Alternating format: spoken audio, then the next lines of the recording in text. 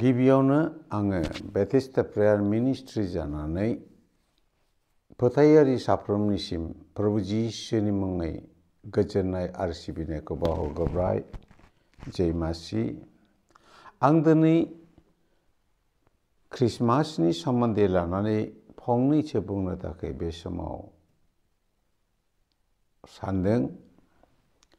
बिहे खालामनानै ख्रिस्टमास होननानै बुङोब्ला जों इंलिसाव क्राइस्टमास क्राइस्टनि ओंथियाखौ नायोब्ला जों अरिजिनेलि क्राइस्ट होनना बुंलाय इंलिस नङा, बे ग्रीक रावसो।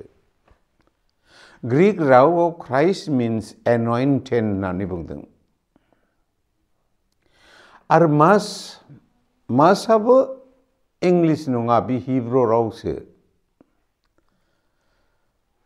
हिब्रुआव मसाइया होनना बुङो।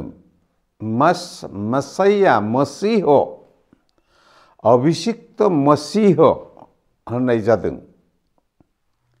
ख्राइस्टमासनि ओंथियानो अभिषिक्त मसीह, जेखौ जों नायोब्ला मथियाव गाब्रिएला जसेफखौ बुंदों बिनि नामखौ जिसु दोननांगोन, मानोना बियो अभिषिक्त मसीह। बेनिखायनो जों बे अभिषिक्त मसीहनि बेलायाव जों नायनि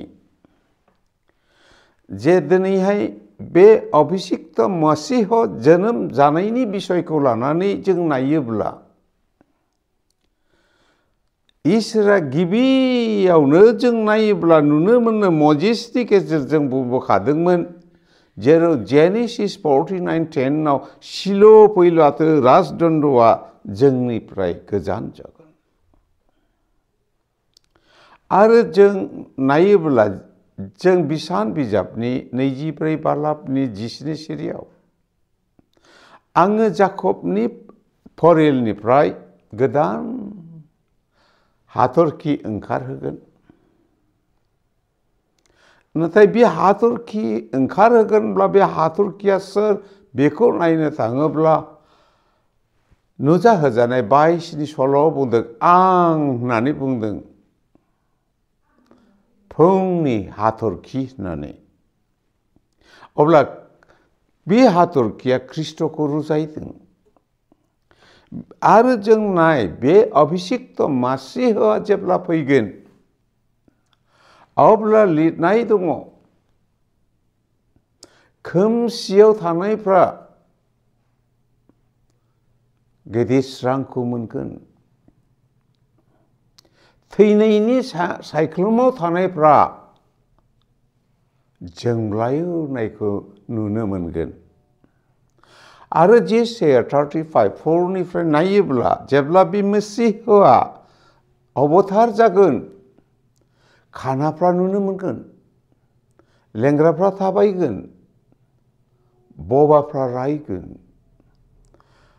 जेसाया प्रफेटना बेबादि लिरनानै जोंनो मिथिहोदों। आरो लकेसनखौ जोंनो खोन्थाखादों मिका 5:2, खिन्थु बर'आव 1आव बुंदों जानो हागौ, खिन्थु इंलिस आरो गुबुन बाइबेलाव 2आवसो बुंदों। हे इफ्राता, हे बेथलेहेम इफ्राता होननानै बुंदों।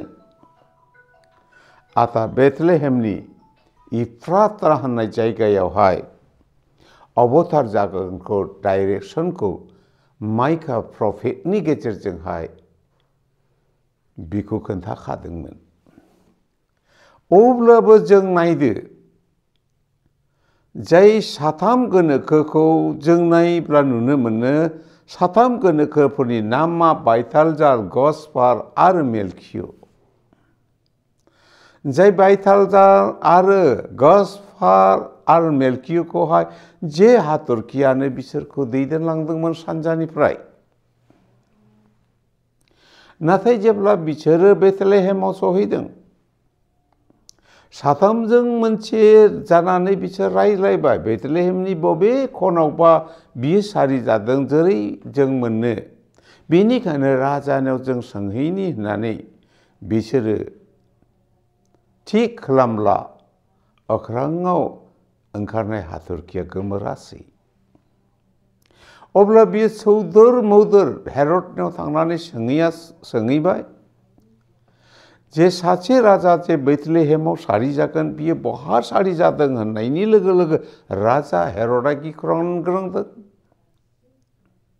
आरो बेथलेहेमाव थानाय गासैबो गोनोखोफोरखौ लिंहरदों आरो नायदों रायज्लायदों लिरनाय दं बेथलेहेमाव सारि जागोन नाथाय बहा बेखौ बिसोरो आइडेन्टिटि खालामनो हायाखिसै। अब्ला हेरदआ बुंबाय बे साथाम गोनोखोफोरखौ नोंसोर थां नागिरनानै मोनोब्ला आंनोबो खबर होफै आंबो बे राजाखौ खुलुमनो मोननाय बादि। नाथाय जेब्ला बेनिफ्राय ओंखारदों सेवानि निफर आरो हाथरखिया ओंखारफिनदों आरो बेथलेहेमनि इफ्रातायाव बे हाथरखिया सिदायैनो बे मोसौ गलियाव बे आरिया लाइटिं जाबाय। जेब्ला बे जोंनाया बे गलियाव गोग्लैबाय जेराव बे लाइटनि पहरा गोग्लैबाय बेयावनो होननानै बिसोर होसोलांब्ला नोंगौ नुमारबाय लिरनाय बादियै गलि न'आवहाय गन्द्रायाव बे गोरलै गथ'खौ फुथुनानै दोननाय आरो बिसोरो सना रुपा आरो गन्धरसखौ होनानै सिबिब्ला ओइदिनो बिसोरखौ फोरबोआ बुंबाय नोंसोर जे लामाजों फैदों बिजों थाङालाबानो गुबुन लामाजों थांदो होननानै बिसोरखौ फोरबोआ थोनबाय आरो बिसोरो गुबुन लामाजों थांबाय। बेवहाय बिहेक खालामनानै जों दिनै नायोब्ला आं नुनो मोनदों दिनैहाय जे जिसुनि सारि जानाया दिनै 2021 बोसोर जाबाय। नाथाय दिनैबो बे फोरबोखौ फालिनो थाखाय दिनै जोङो 2021आव नै मोनसिगोन दा एडभेन्ट दिनै 2 तारिख जोङो मोनफैबाय बाखि आरो 22 दिनल'सै। नाथाय फोरबोआ बे सानखौ देग्लाय जोंनो मानो होदों आरो बेखौ मोननानै दिनै साबसे मानसिया बासायग्राखौ नायनो लुबैदों नायनो हास्थायदों बे बेलायावसो जों एसे बिजिरनानै नायनांगौ। आं बेबादि नुहुरदों दिनै जोंनि बे ख्रिस्टमासआ मोनसे फेस्टिभेल जानाय लोंनायनि गाननाय जोमनायनि फेस्टिभेल बादिल' नुहुरदों नाथाय बे नङा जानाय लोंनाय गाननाय जोमनाय बे फेस्टिभेल नङा। नाथाय बे फेस्टिभेला ओइदिनखालि जिसु ख्रिस्ट'जों लोगोसे खिबाजिनो सारि जानायखौ मोनो।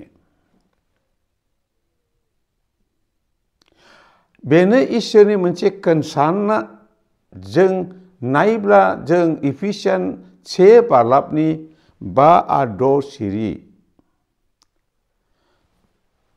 बेवहाय एसे फरायनो नाजानायसै आङो चसमाबो दायो बारा क्लियार नुनो हायाखै।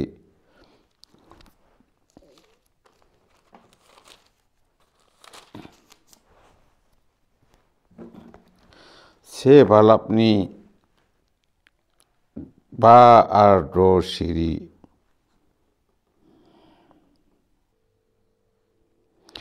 जों फरायनि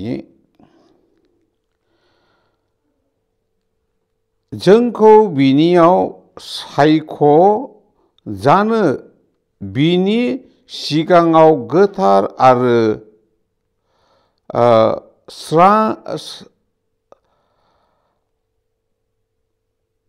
सोंखारि जायि जानाय बादि बे गावनि गोसोनि हामजानाय बादि अननायाव जोंखौ गावनि बिसा खालामनो थाखै जिसु ख्रिस्टजों